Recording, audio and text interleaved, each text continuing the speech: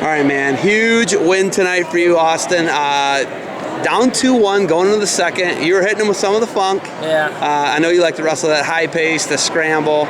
I don't know what's coming next. Sometimes I can't describe it in words, but when you catch him, you strap him up in a cradle. Yep. What's going through your mind? I instantly got excited. I mean, it helps so much when you hear the fans get excited once they realize like what's happening. When I got it locked, I didn't know if it was like tight enough, you know. Like it felt kind of loose, or like he had an arm he could have posted out, but I remember Port like roping me over a couple different times in practice, and like so I started to like try to have that burst. And I was able to get him over, and then I still wasn't too sure if I was going to be able to like get his shoulders flat, but the ref thought it was, you know. When I look at you sometimes, the thing that comes to mind is, what Austin Matthews am I going to see tonight? Yeah. I look at you last match, Lock Haven guys all over your legs. He's in on your legs, it seemed about 20 times. Mm-hmm. I see this Austin Matthews tonight, and I'm thinking, wow, this guy could be in the NCAA finals.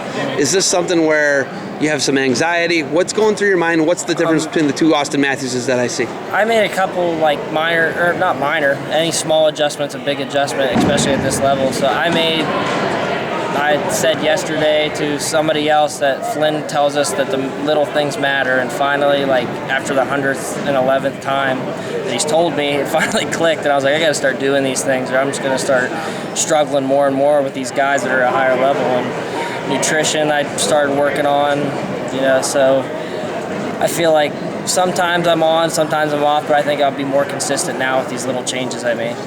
I look at you and you've battled injuries for everywhere you've been. You've always battled injuries.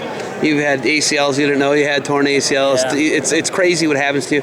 How do you what do you change? Your style of wrestling is susceptible to injuries when you tie yourself up in a knot. Yeah. What do you change and how do you stay healthy? I started like little things again, ice bathing. If I start feeling a little like weak at the knees, I guess, tell Flynn. Flynn doesn't make me do certain things.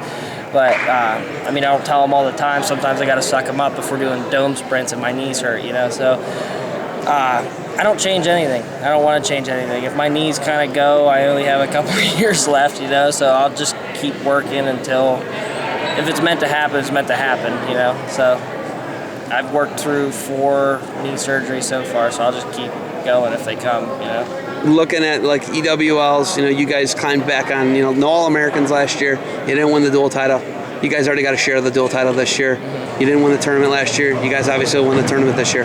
What do you got to do to win the EWL tournament and make a deep run in March? I think wrestling like we did today, we had guys come out that were wrestling really top, high-level guys, and we just got to keep working, just keep making the little adjustments. And I think you can see the progress from, even though the score didn't show it like as us winning, but we're in 4 or 5 of those matches that go to overtime or 2 points. So I think we wrestle like this and wrestle to a high level like we expect ourselves to, then we'll be able to take the WL title and then move through on to St. Louis.